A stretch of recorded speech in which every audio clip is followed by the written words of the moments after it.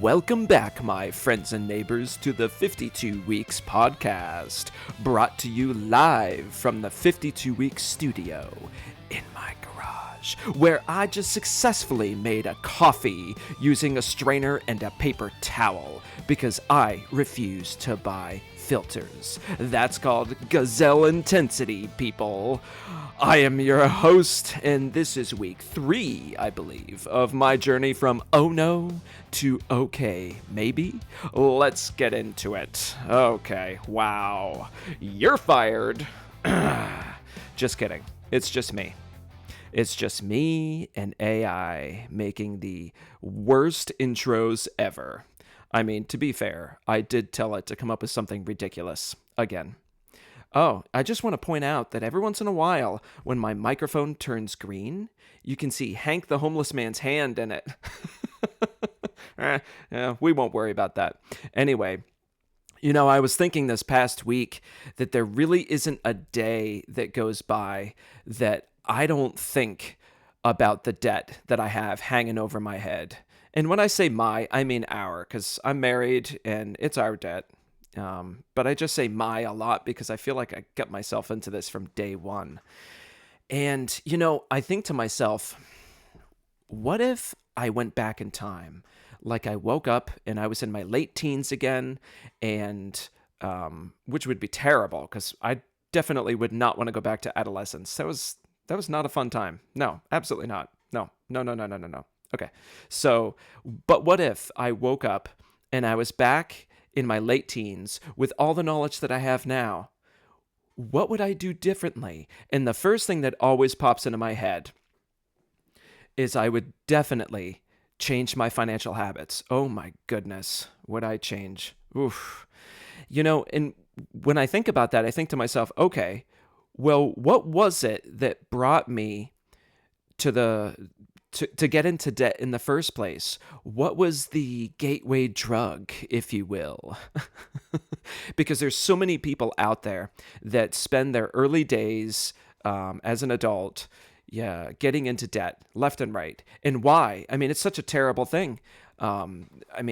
You hear me talk about Dave Ramsey a lot because I follow his teachings, although I have not always, and we're going to talk about that a little bit, hopefully in this episode. But he has such good sound teaching. I don't want to say advice because it's not advice. It's teaching. It is different than advice. It is teaching. It's not something to consider. It's something to follow. Unless you want to get into financial misery. Okay? If there's one thing I've learned, it's going against his teaching leads to financial misery. Okay? So, anyway, what was the gateway drug that got me into debt? Because it's got to be similar. It's got to be similar for other people. And if I can think about that, and figure that out, then maybe I can help other people to stay out of debt, or either at least recognize that they are in debt, which might sound stupid, but I think there's so many young people that get into debt and they don't realize just what they got themselves into and just the pack of lies that they have been sold. Okay, so let's go back. I'm a young adult, and right around the time that I'm buying my first vehicle, I think it probably is, when I went from driving an extra car that my parents had to buying my first vehicle, and it was a truck. It was a 2001 Toyota Tacoma, 5-speed stick shift. It was a great truck, and this is late 2006, almost 2007 that I bought this thing. And I was an EMT at the time. My plans were to go to paramedic school and become a paramedic. And I worked for an ambulance service. So it's not like you can just, call out of work when it snows. You have to be able to get there. And I was young and I was kind of naive. And I didn't understand that I absolutely didn't have to have 4-wheel drive, but nevertheless, I thought, I need 4-wheel drive. And it seemed kind of reasonable. I had been working full-time for probably, let me think, not that long. A few months. 2-3 months, maybe? No, like 2 months. Yeah, like 2 months, if that. And so I didn't have any money saved. I don't know why. I don't know where it went. I was making $9 an hour. Maybe that's why.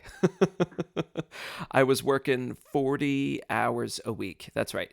It was four 10-hour shifts working for a little ambulance company. Actually, it was a big ambulance company, driving a wheelchair van. Back then, it was hard to get a job in EMS, believe it or not. Today, you don't even need to be certified. You can walk in practically without a driver's license, and some company will hire you and put you through school. But anyway, so I was buying my first truck. I found it at the dealership, and I went with my dad, and I was like, well, I don't have 10 grand, so let's apply for financing, because that's a cool thing to do, you know? And I thought it was normal. Let's get financing.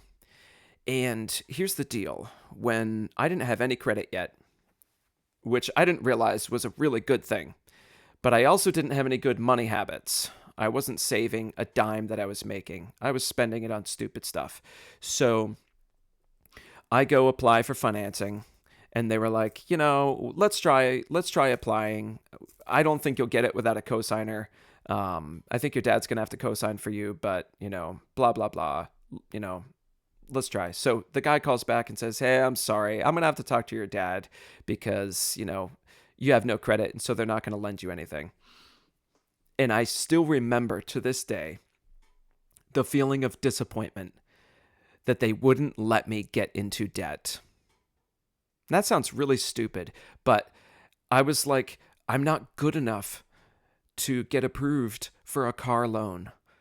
I've got to change this. So long story short, my dad ended up buying the vehicle outright with cash.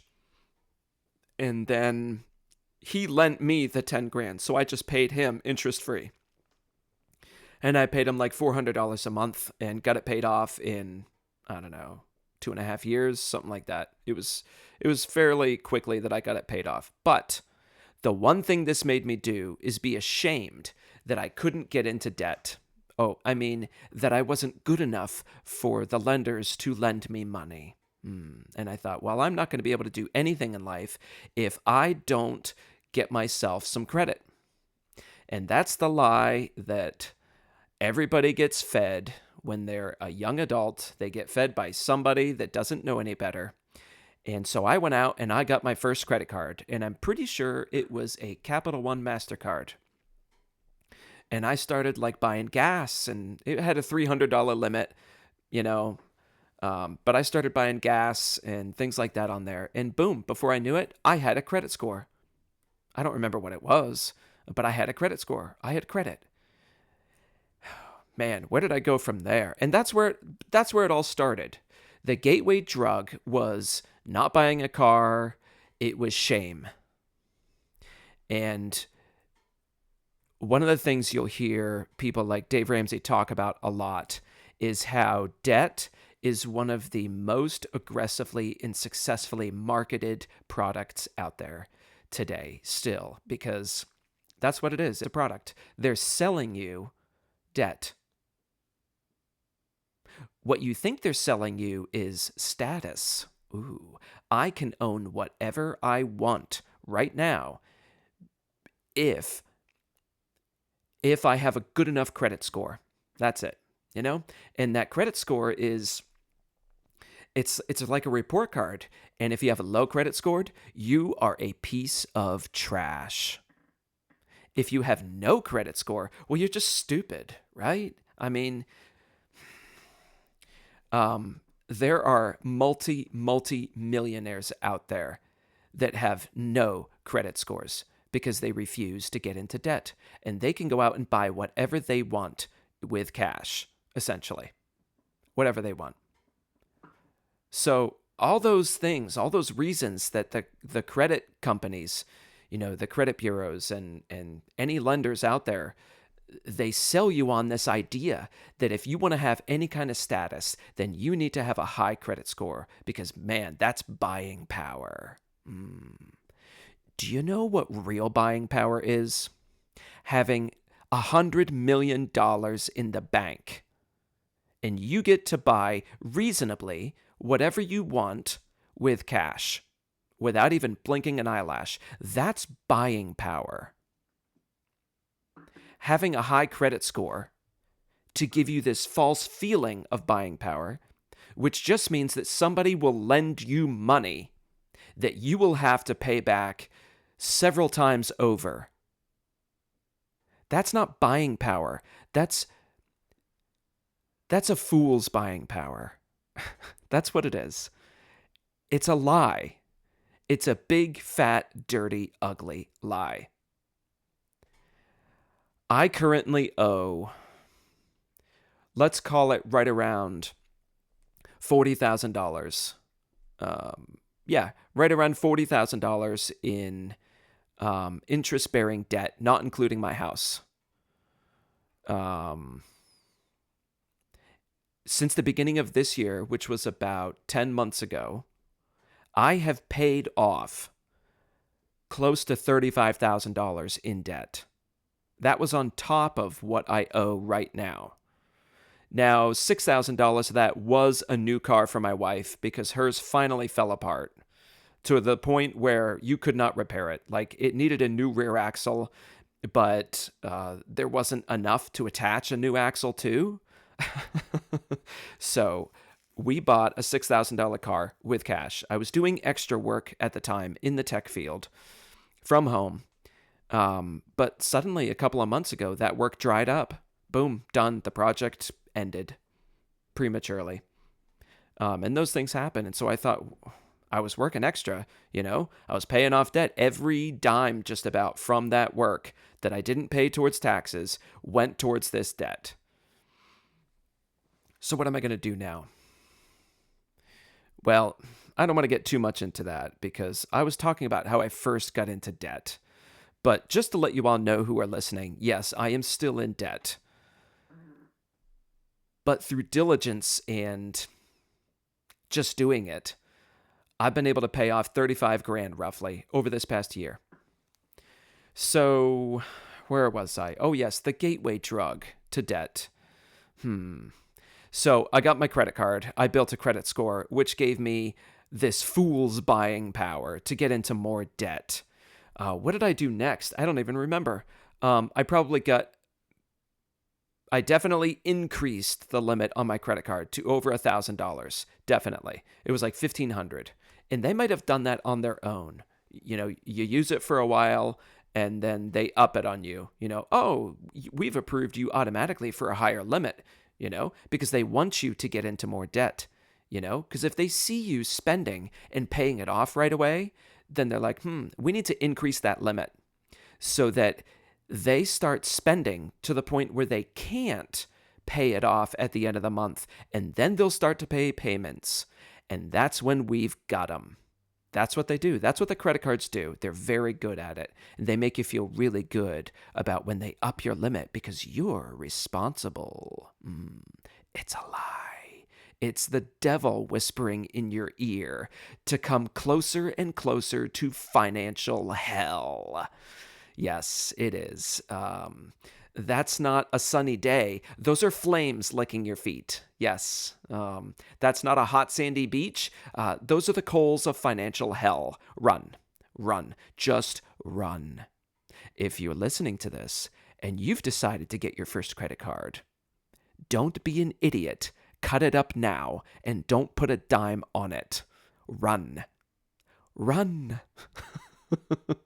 Stay away from the financial hell that I have been burning in for years. Like 20 years. And I put myself here. Yep. Okay, so what happened after that was just a cascade of events. I got another credit card. I don't even know what I put on it. It doesn't matter.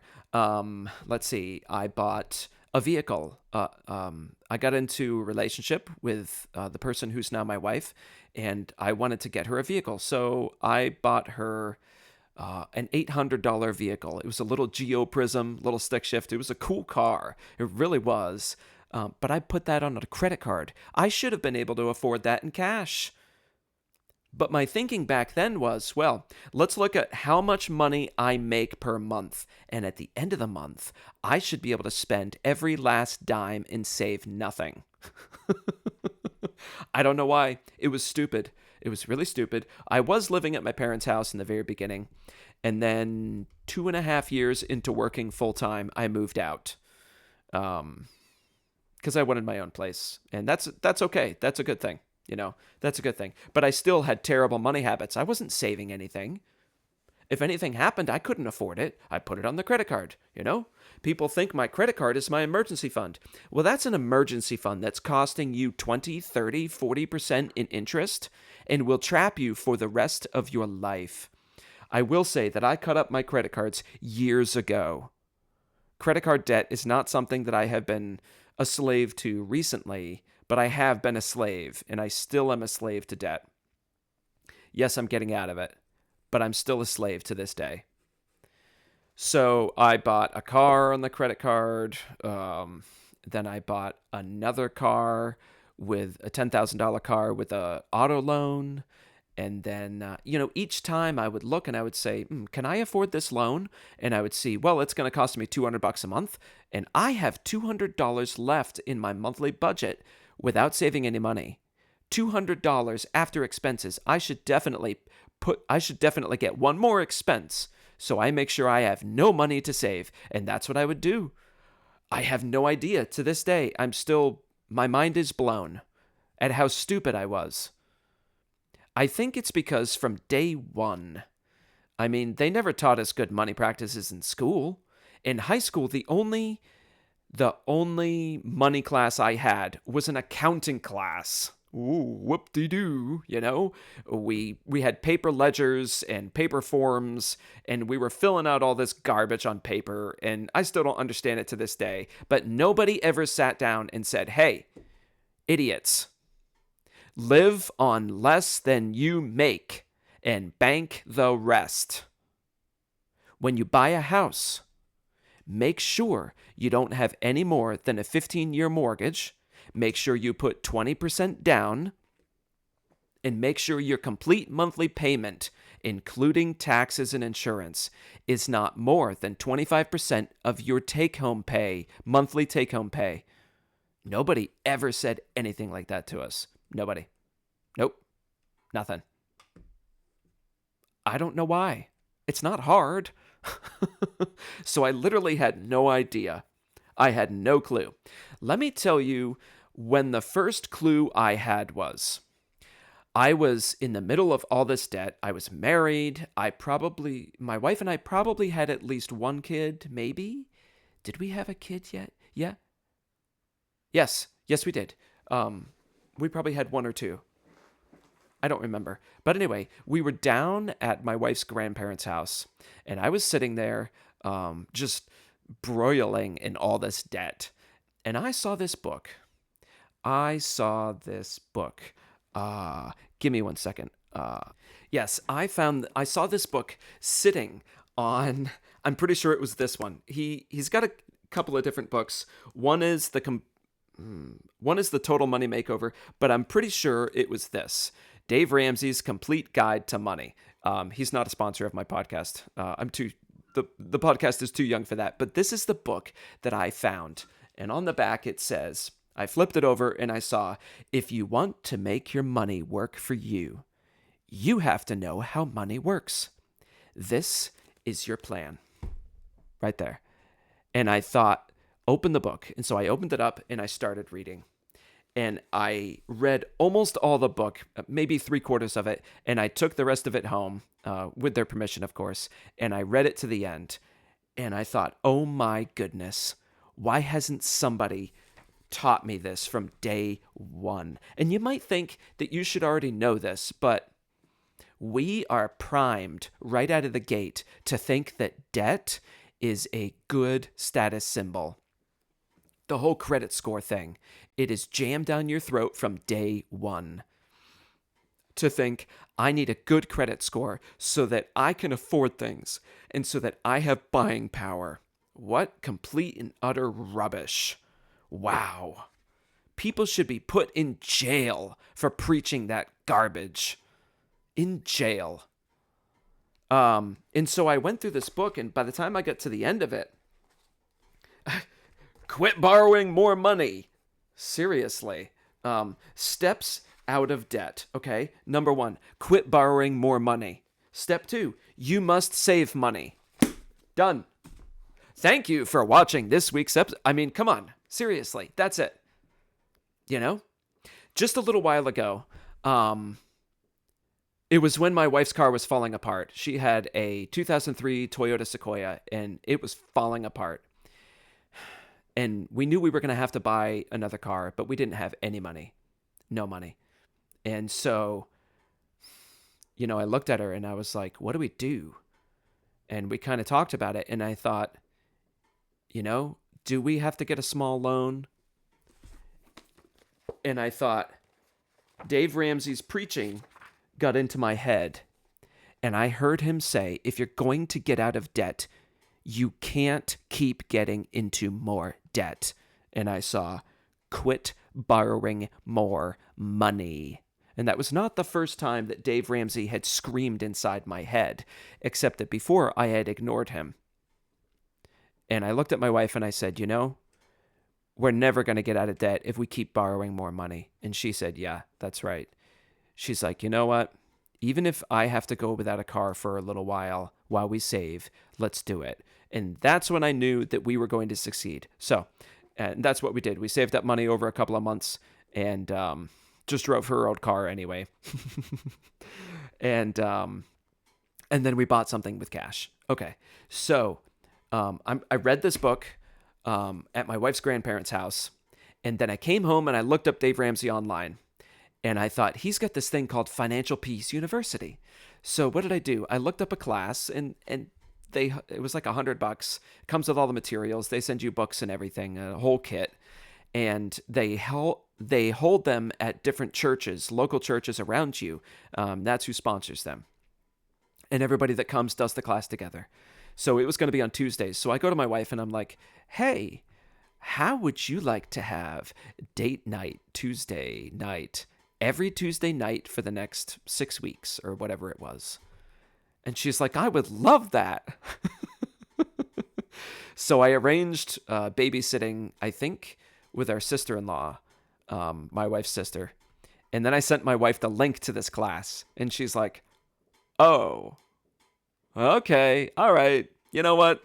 I'll do it. Yeah, let's do it. It's still a date. So we went through Dave Ramsey's Financial Peace University, and we got about 90% out of debt. And what happened? You think, what happened?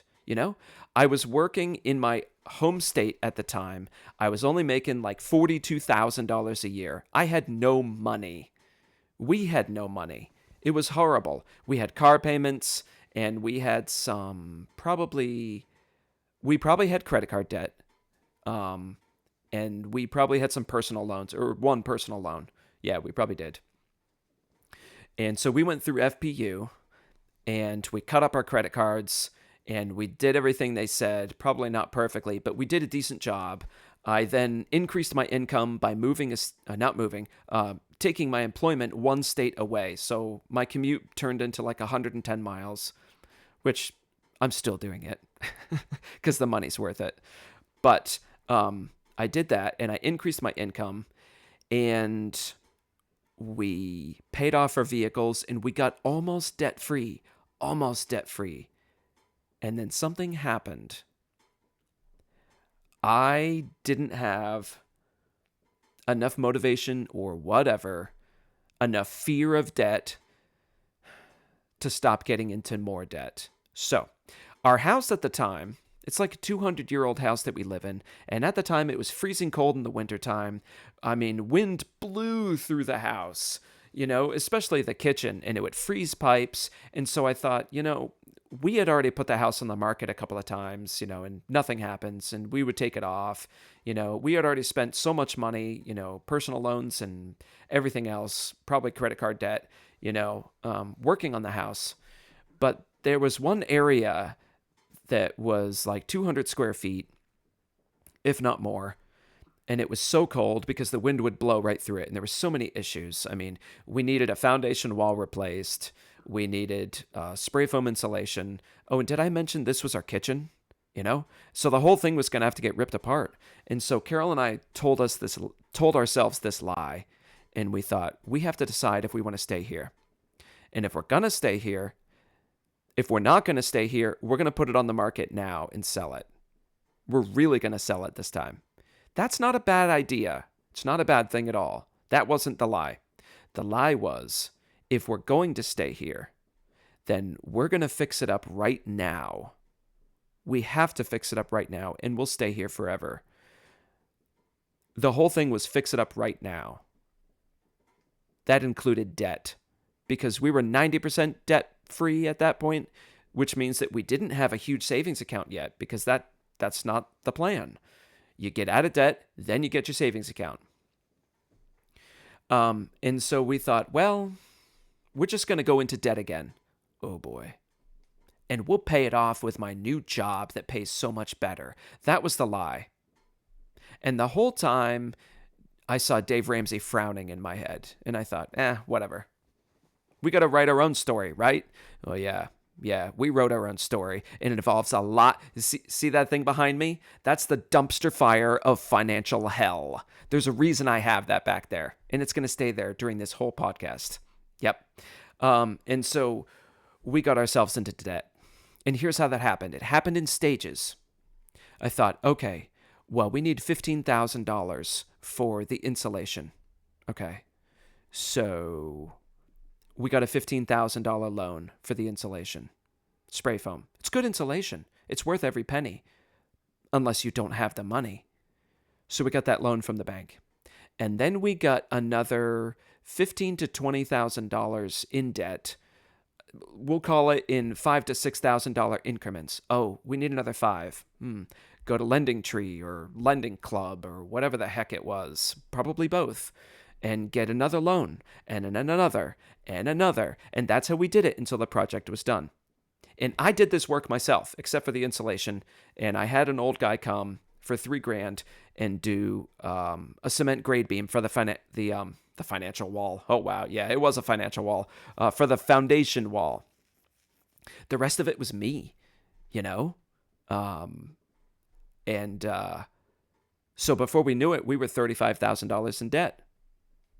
After we were almost free. The lie was that we had to do it right now. The other lie was that it was going to pay for itself with the savings that we had in heat. Yeah, sure. It made us save about $2,000 a year. So 35 divided by 2. I don't know what that is. 15, 16, 17. Call it 17 months. Yeah. 17. No. 17 years. Yeah, I didn't do the math back then. But it would take 17 years for the heat savings to pay that off. What an idiot. So, one of the biggest takeaways is that financial problems like this are not a math problem. Yes, it's a math problem, but it's not a math problem. It's a behavioral problem. One of the things that I do for myself now is every day on the way home from work, I listen to the the Ramsey Show podcast is what it's called. And just to keep me grounded in what good financial decisions versus bad financial decisions are, you know?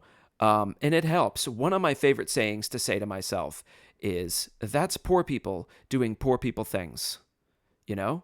Saying, oh, I have to have this level of car. I told myself for years I had to have four-wheel drive. I bought my first truck for $10,000. That was four-wheel drive. I traded it in because I lied to myself and said, I need a full-size truck to haul firewood. Yeah, okay. And it has to be four-wheel drive. So I traded that in for a few grand and bought myself a $15,000 full-size truck, which only lasted a few years before it died. Then I lied again and said I still need a four-wheel drive truck. And so then I went and bought a $22,000 four-wheel drive truck. And that's cheap. That's cheap in today's market. This is COVID. This is right around COVID. and when all that happened with the auto market. Those are 3 vehicles right there that I lied to myself and said I need this. It wasn't until I smashed the last truck, and it was my fault, and my insurance told me to go pound sand due to a technicality that was also my fault, that I started driving somebody's 2-wheel drive car that had snow tires, and I drove it through a couple of snowstorms. And it was no big deal. We're talking 110, 120 miles, snowstorm, snow tires, not a big deal. And I thought, oh my goodness, I'm an idiot. I've been lying to myself. And that's when I started getting less expensive cars and putting the best snow tires I can find on them, which, by the way, are Bridgestone Blizzaks.